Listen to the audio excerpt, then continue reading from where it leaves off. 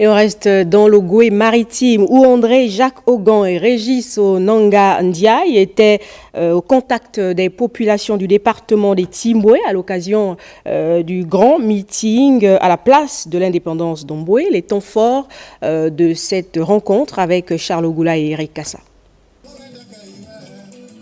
La commune d'Omboué, acquise à la cause du président de la République, chef de l'État Brice Clotaire Oligui Nguema. La place de l'indépendance, bondée de monde pour soutenir l'action de leurs deux frères, membres du gouvernement de la transition, André Jacques Augan et Régis Onanga Ndiaye. Si depuis 10 mois je ne suis pas venu vous voir, c'est parce qu'on avait du travail à Libreville. Il fallait d'abord qu'on fasse nos preuves au mieux tard que jamais. Le département des Timboué, depuis un moment, n'avait plus de ministre. Et pour nous, c'est un honneur. Je vous prie d'applaudir le président de la République, s'il vous plaît. Est-ce que Timboué est prêt à voter le oui? Et Timboué va voter le oui? L'unité des fils et filles du département de Timboué est indispensable pour voir cette localité prospérer. Pour nous, fils de la province, fils du département, il n'est pas question de rater le tournant historique qui est en train de se dérouler dans notre pays. Avoir deux ministres de la province, du département de Timboué, pour conduire le destin en partie de l'Ogooué maritime, considérons que c'est une chance pour nous. Et il faut qu'on arrive à saisir cette opportunité. Et ce que nous souhaitons avec le président, c'est que le département de Timboué prenne un nouveau départ. Arrêtons de nous chamailler. Arrêtons de nous critiquer. Arrêtons de regarder le mal dans l'œil de l'autre. Apprenons à faire preuve de solidarité. Plus de 500 kits scolaires ont été distribués aux enfants pour soulager un tant soit peu les parents d'élèves à quelques jours de la reprise des cours. L'administration locale a également reçu 150 lampadaires pour améliorer l'éclairage de la commune. Et les deux membres du gouvernement ont également pris part à la finale du tournoi de football dénommé Challenge de la Restauration. Des moments inoubliables pour la jeunesse de cette localité. On retrouve Charles Goula et Eric Kassa. Dimanche, jour du Seigneur, les membres du gouvernement André Jacques Augan et Régis Onanga Ndiaye viennent rendre grâce à Dieu pour ses bienfaits à l'église catholique Saint-Joseph d'Omboué.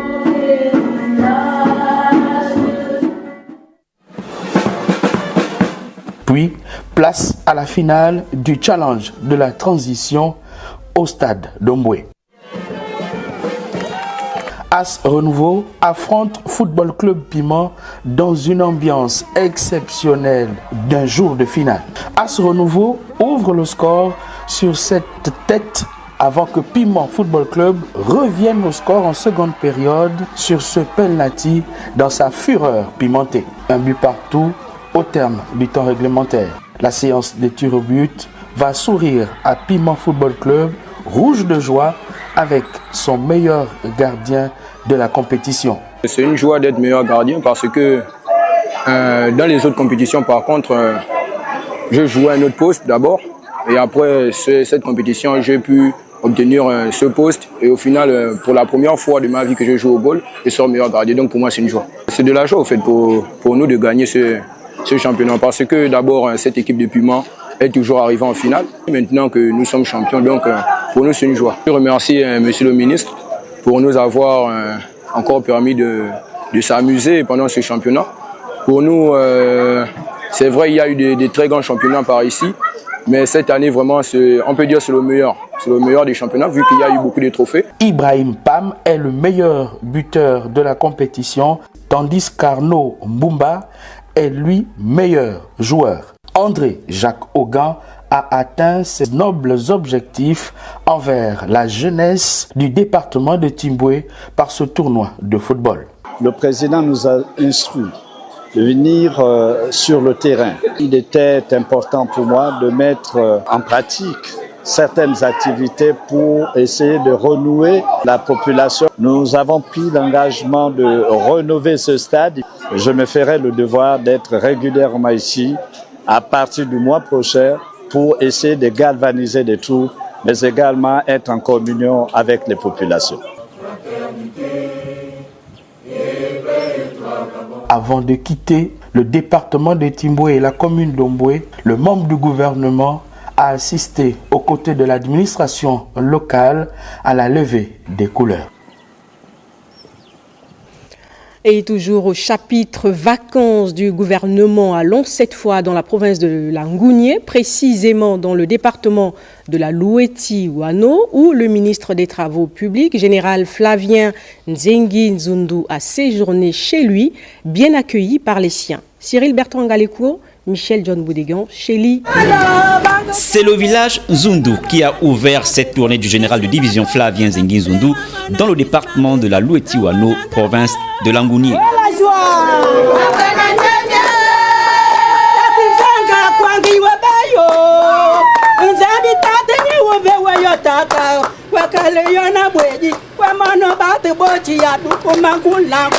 Le général ministre, accompagné ici des filles et fils de cette localité, profite d'une semaine de vacances accordée aux membres du gouvernement pour aller toucher du doigt les préoccupations des populations de l'arrière-pays, dont les solutions pourraient être trouvées à travers le message qui leur est livré. Le président Christopher Luigi-Nema, son gouvernement et son parlement de transition sont en train de travailler pour élaborer et finaliser une autre constitution qui va permettre au pays de prendre en compte nos sensibilités culturelles et sociologiques. Constitution yena ni mama masong numu bunga bakalebo ngabunu na président na vice-président na premier ministre na bunyi nde na atasmendi na banga mo ishang moene bande kimansho nde ka full mo base mabe boch bagabone nde bela shinga ngabu ibabunbu oui ou non. Le vote le Karara, oui ou non. S'exprimant parfaitement dans sa langue locale et celle de Molière, l'office de l'Ebamba a sillonné les villages Mayanga, Binombi, Mukundu, Muyamba et Memba, en passant par Matamatsenge, connu pour son site touristique où les populations autochtones accordent leur bénédiction aux autorités pour développer le tourisme dans cette partie du Gabon. On a bien reçu le ministre Matamatsenge. Et ce qu'il nous a raconté, on est d'accord avec lui. Prochaine étape de cette tournée, la commune de l'Ebamba. Même exercice pour le ministre de l'économie numérique et des nouvelles technologies de l'information qui en a profité pour visiter plusieurs chantiers à Makokou. Partout où le membre du gouvernement est passé, les murs sortent de terre et les entrepreneurs promettent de respecter les délais d'exécution. Léa Virginie Atsam, Gérard Magnagna, Rodolphe Yelembe. En séjour à Makokou, le ministre de l'économie numérique et des nouvelles technologies de l'information, le général de brigade Bonjean Rodrigue Mbanza, a profité de l'occasion pour évaluer de près l'avancement des chantiers initiés par le CTRI. Nous pouvons remarquer qu'il y a un fort taux de réalisation avec un certain nombre de problèmes liés à la fourniture des matériaux de construction. Mais je peux vous rassurer que tout se passe très bien. Il y a la volonté manifeste d'arriver à terme de respecter les délais de construction. Accompagné de la déléguée spéciale de la commune de Makokou, le membre du gouvernement a pu constater le démarrage effectif des 4 chantiers situés sur la rive du fleuve Ivindo ainsi que ceux de la rive opposée. Le chantier de construction de la route Ovan-Makokou, le site de construction du lycée CTRI annoncé par le président de la transition, mais également le chantier de réhabilitation de l'hôtel Belinga et celui de la construction de la caserne des sapeurs-pompiers. Nous demandons à la population de soutenir massivement le CTRI chaque fois que besoin se fera sentir. Tel prochainement le référendum, la population au Jivine en général, Makovite en particulier, doit voter massivement pour le oui au référendum. C'est sur ce point que j'attends que la population exprime son harmonie, son étroitesse avec le CTRI. Le ministre a conclu sa visite des chantiers par la visite de l'aéroport de Makokou. L'arrière de 4 km, c'est déjà au niveau chaînage. Le premier bâtiment au chaînage, le deuxième bâtiment au niveau des dalles. Le tour au niveau des réfections. En tout cas, le chantier, ça va finir avant du mois. Dans plusieurs chantiers, les travaux sont suffisamment avancés. Les populations sont ravies de voir leur localité en pleine transformation. Paul-Marie Gondjou, le ministre de la Justice, par ailleurs ressortissant de Lambaréné, pour sa part a séjourné dans sa circonscription au centre du pays. Belle occasion pour entretenir la population sur les enjeux de l'heure et organiser le tournoi de la Libération regroupant les jeunes dans le football et le basketball. Le point nous est fait par Jerry Mbougou Bivigou, Rodolphe Yelemve sur les images amateurs. Arpenter les rues et ruelles de Lambaréné, être au contact des siens, échanger avec les anciens. Être membre du gouvernement est tout sauf une sinécure. Paul-Marie Gondjou était sur tous les fronts pour ses vacances à Lambaréné. Ce qu'il y a à faire dans notre province après le passage du président de la République. Parce qu'il a laissé une enveloppe de 7 milliards. Cette enveloppe de 7 milliards a été partagée entre Lambaréné pour 2 milliards 500 millions, Ndjolé 1 milliard 300 millions et puis chaque canton 300 millions. Il veut que les populations voient qu'il y a un changement qui s'opère. Parce que ce changement-là, il s'est fait aussi lui-même par les projets qu'il a commencé à initier. Le vacancier, sportif dans l'âme, les jeunes ont été conviés pour le tournoi de la Libération. Pour cette édition, football et basketball étaient au menu. Nous avons organisé ce tournoi pour rassembler les jeunes autour du sport, autour du football, autour du basket. Ce sont les deux tournois que nous organisons. Nous sommes heureux effectivement de voir cet engouement. Nous sommes heureux de voir effectivement que les jeunes tout à l'heure au niveau du stade du football ont apprécié les rencontres. Les deux premières rencontres ont été de bonne facture. C'est permettre aussi que des talents puissent éclore. Pour les vacances ministérielles, utile et agréable pour le plus grand bien de tous.